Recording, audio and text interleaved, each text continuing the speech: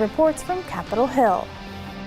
President Trump struck a defiant tone after the House voted to impeach him. They think the Washington swamp should be able to veto the results of an election.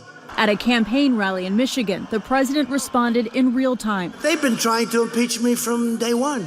They've been trying to impeach me from before I ran. The president's comments followed what had been an historic day on Capitol Hill. I solemnly and sadly open the debate on the impeachment of the President of the United States. For hours, Democrats and Republicans argued the merits of the two articles of impeachment, abuse of power and obstruction of Congress. Never before in our history have we experienced a president who has so clearly conducted himself in a manner offensive to and subversive of the Constitution. It's about power.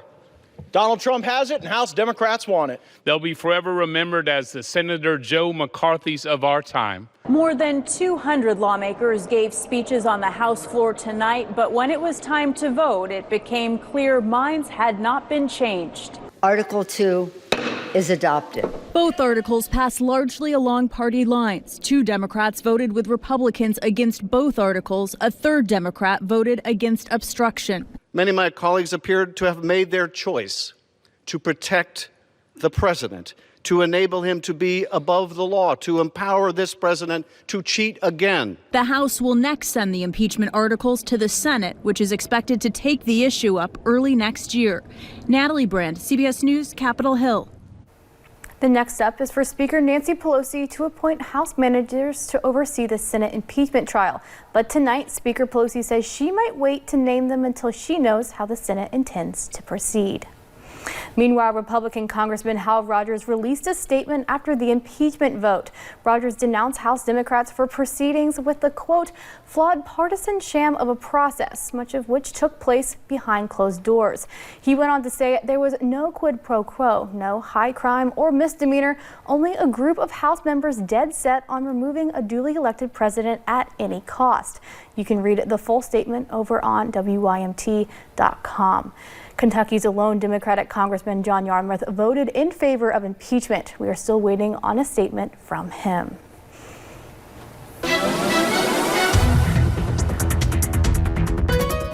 It was a pretty chilly day here in the mountains, and that looks to continue as we head into tonight. Our high temperature today didn't even get to our average low. You can see the high of 28, low of 23. Usually we see an average low around 29 and our average high right around 45. I promise we'll get warmer over the next couple of days, but today was just very chilly out there. Those clouds stuck around a little bit longer than intended, but most of those getting out of here now, which will make for a very chilly night ahead. Those areas up into the Big Sandy region, lower 20s already. Mid-20s though if you're looking down into parts of the Cumberland Valley, and especially down into the deep Cumberland Valley if you're looking into parts of Middlesboro and into parts of Harlan. Most of us will drop into the teens. Like I said, those clouds will clear. Could see a little bit of that patchy fog tonight, but mostly going to be pretty frosty as you're waking up tomorrow morning. So give yourself an extra couple minutes to warm up that car, especially with those overnight lows in the teens. It's definitely going to be a chilly one. We'll warm up throughout the day, even warm up even more as we head into the end of the work week and into the weekend. I'll have those details coming up in just a little bit. Thank you, Paige. Now to Central Kentucky. That's where Montgomery County pawn shop owner is facing multiple charges after investigators say they found hundreds of stolen items. Police say that includes hundreds of guns and thousands of dollars worth of drugs. The owner, Scott Hardy, didn't have a license to sell the firearms. Another woman named Beth Willis was also arrested. 15 horses were shot and killed on a strip job in Floyd County. We first brought you this story yesterday. The initial reward was $500, but since then people have chipped in money from across the country to try and find those responsible. The sheriff's office has received calls all day with people wanting to donate. They warn to only donate to them and Dumas Rescue. Others are scams, but they are thankful for the support. Knowing that it's Christmas and they got to, they're wanting to spend their money on their family, but people are offering to, listen, if it'll help, I'll put up this much money to do this, to do that, and that's just a blessing itself. If you have information or are wondering on how you can help, you can call the Sheriff's Office at 606-886-6171. They will be going back tomorrow for more evidence. Early Saturday morning, 32-year-old Jonathan Cleary of Pikeville was struck and killed by a car along US 23. This afternoon, his funeral service was held where family members sought closure. WYMT's Lacey Roberts spoke with family who just want answers as to what happened as they remember his life. So go rest high on that mountain. At first glance, broad-shouldered, tattoos all over. He wasn't scary. He was amazing in so many ways. his appearance did not define who he was. He was a wonderful father. I mean, he loved his kids. He was funny as can be. Cleary, a father of 7, was engaged to his fiancée Bridget Priest. Their wedding set for next fall. A few months ago when he proposed with a gummy bear ring and had the actual ring in his back pocket. And now the house is silent. Able to laugh through the pain, a family remembers their son, brother, and soulmate. Sitting there right now, he would have done joked with us about something with somebody in here. I had you laughing. He would have just talked, he would have done had somebody in here laughing. But with no answers, the family struggles to cope with his death. All of his presents are still under the tree at the house, and the kids can't understand where he's at. Everybody says they love, if they need anything, and they, let them know. I need my brother. It's the only thing I need.